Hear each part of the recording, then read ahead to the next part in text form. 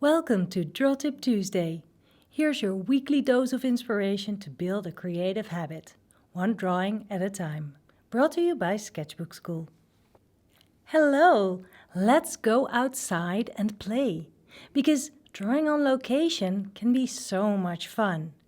I love sitting in a cafe to draw, or better yet, when the weather allows, sitting outside of a cafe on the terrace, sipping coffee or a cool drink that's being served while I draw my surroundings, taking in the city vibes and capturing the hustle and the bustle of the city, just by drawing the buildings, people, cars, trams, bicycles, whatever catches my eye and seems appropriate or just fun to draw.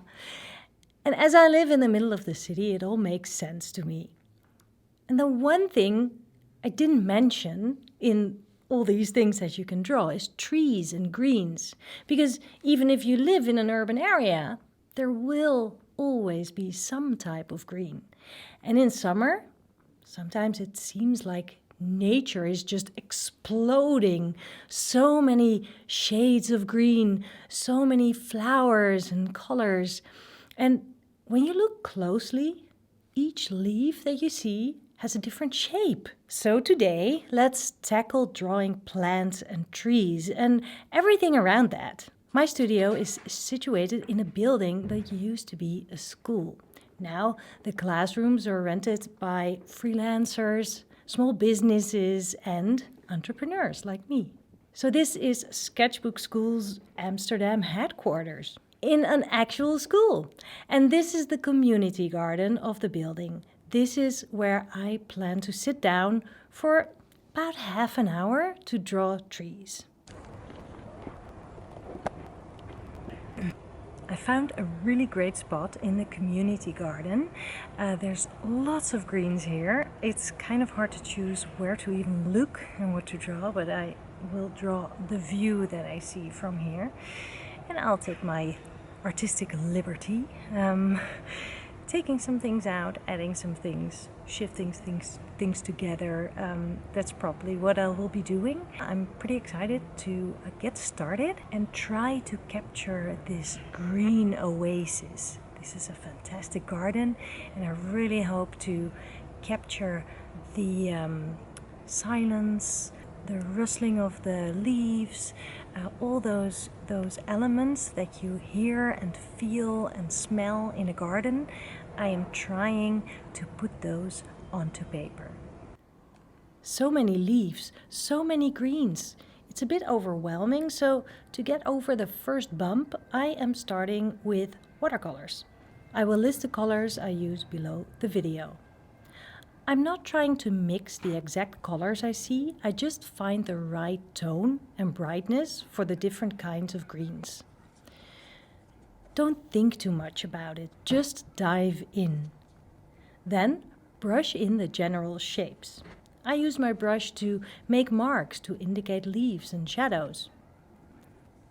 There's an endless range of greens you can mix by adding blue and yellow and brown for more earthy tones. This way you can capture the many greens that you see. The watercolor is still partly wet, but I think this part has dried, so I want to dive in using colored pencils. I want to start with the little tree in the center here, but the paint turns out not to be dry yet, so I'll do some mark making for the big tree in the background. I use the side of the lead of my dark brown pencil to draw the tree's stem and branches. More mark making, general leaf shapes, and then moving on to the smaller tree again. Let's also see if a white pencil can help me to add that light shade of green on those leaves. I am missing a little bit of context here.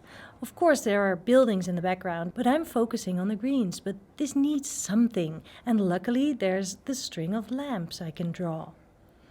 When drawing plants and greens, I think mark making is key, instead of trying to draw each leaf one by one. It would be an insane amount of work, and also When you look at a garden or a tree, you don't see each leaf. You see the general shape and colors. So, by using all kinds of different marks and creating textures, you can indicate leaves and shaded areas.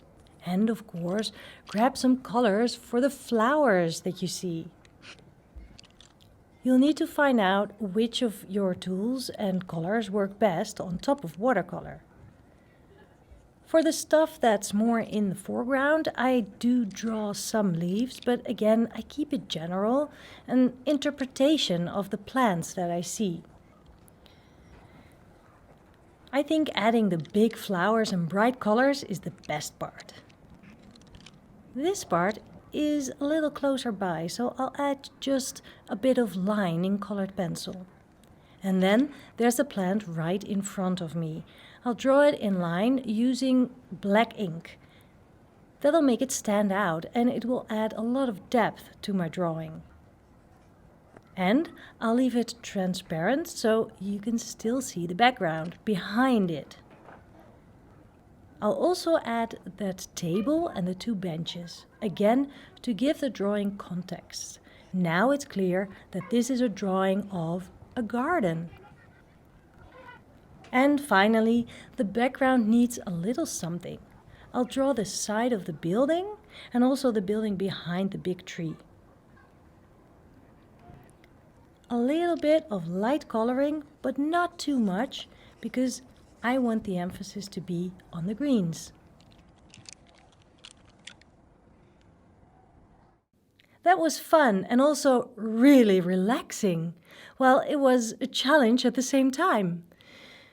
Drawing while listening to the birds and the sounds of the wind through the trees, it slows you down to just be in the moment. I hope now you go and play outside and capture some greens. And if you do, please share on social media using the hashtag DTTInAction so I can see what you did. Have fun. Bye.